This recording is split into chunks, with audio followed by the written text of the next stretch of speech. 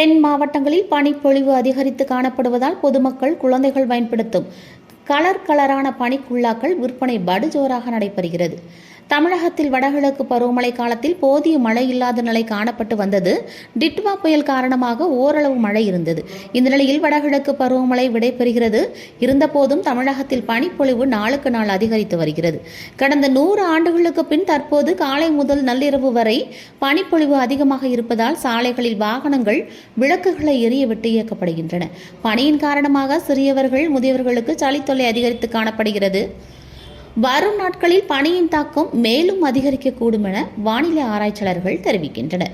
இதில் தென் மாவட்டங்களான நெல்லை, தூத்துக்குடி, தென்காசி, கன்னியாகுமரியில் கருமேகங்கள் சூழ்ந்து காணப்பட்டது. காலை முதல் சாரல் மழை விட்டு பெய்ததால் குளிர்ச்சியாக இருந்தது.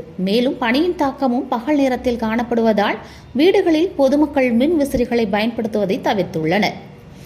நெல்லை, தென்காசி, தூத்துக்குடி மாவட்டங்களில் வெளி மாநிலத்தைச் சேர்ந்தவர்கள் கம்பளி, போர்வை, ஜமுக்காலங்களை விற்பனைக்கு கொண்டு வந்து குவித்து வைத்திருக்கின்றனர்.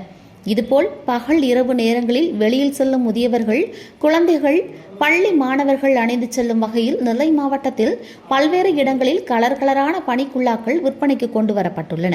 இவைகள் சாலையோரங்களில் பொதுமக்களை கவரும் வகையில் கடை விரித்து விற்பனை செய்கின்றனர்.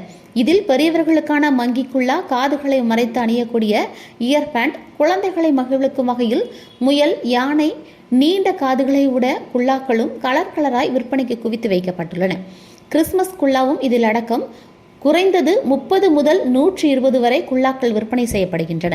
காலநிலை மாற்றத்தால் கலங்கி நிற்கும் பொதுமக்கள் தேவை அறிந்து சீசன் விற்பனையாளர்கள் நெல்லை, தூத்துக்குடி, தென்காசி மாவட்டங்களில் குல்லாக்கள், கம்பளி, போர்வைகள் விற்பனை ஈடுபட்டு வருகின்றனர். இதனை பொதுமக்களும் ஆர்வத்துடன் வாங்கிச் செல்கின்றனர்.